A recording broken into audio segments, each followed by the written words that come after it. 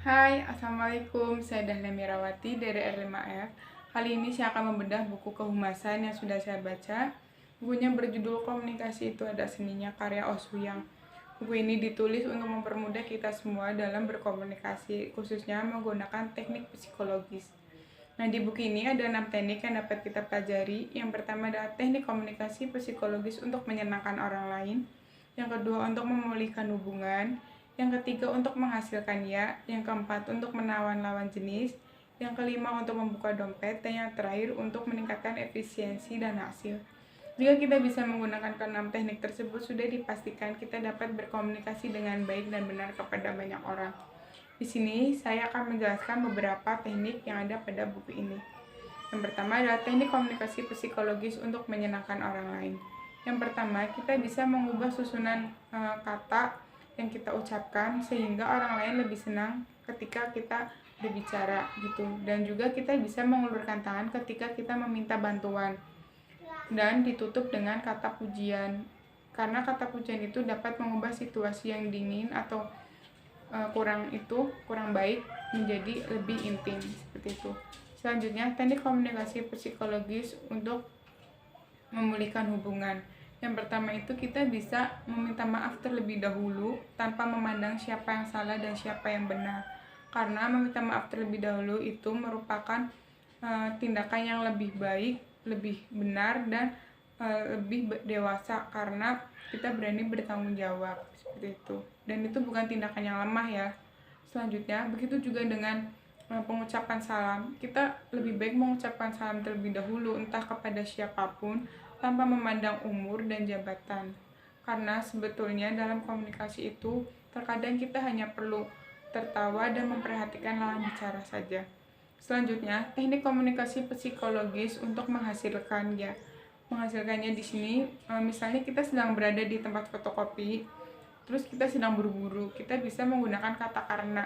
Kata karena di sini itu bisa menghasilkan hasil yang ajaib. Maksudnya, misal contohnya kita sedang mengantri, nanti kita bisa berbicara, "Permisi, maaf, sebelumnya saya boleh memfotokopi terlebih dahulu karena saya sedang terburu-buru." Dengan begitu, orang-orang yang mengantri bisa memberikan antriannya untuk kita karena kita sudah menjelaskan kondisi yang sedang kita alami, seperti itu. Karena menggunakan kata karena itu juga bisa menggunakan bingkai pikiran, di mana kerangka atau interpretasi penilaian terhadap suatu hal akan berbeda tergantung pada kerangka yang ada di dalam pikiran. Optimisme yang berpijak pada kenyataan juga akan lebih menguatkan daripada optimisme yang semu. Selanjutnya, ada teknik komunikasi psikologis untuk menawan lawan jenis. Jika kita ingin lawan jenis tertarik pada kita, maka kita bisa dengan melihatkan celah atau kesalahan pada diri kita dan jangan terlalu membangga-banggakan diri kita, karena itu merupakan sesuatu yang kurang baik saat memperlihatkan kepada lawan jenisnya, seperti itu.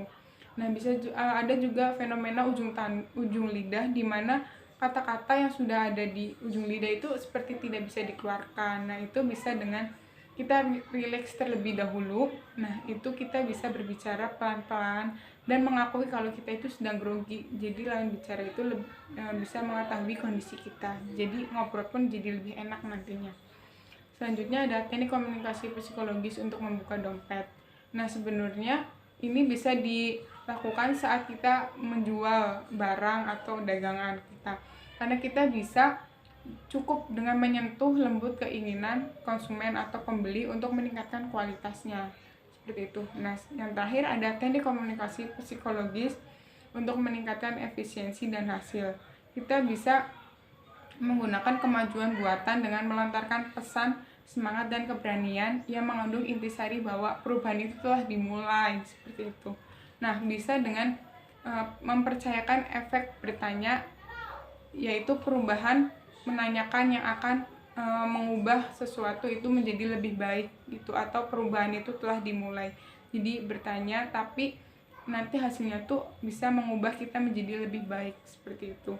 Bisa juga dengan membuat dorongan semangat gitu atau yang lainnya, seperti itu sih yang bisa membuat kita jadi lebih semangat sehingga perubahan itu benar-benar ada seperti itu. Nah, kurang lebihnya seperti itu sih yang dapat saya sampaikan dari buku ini.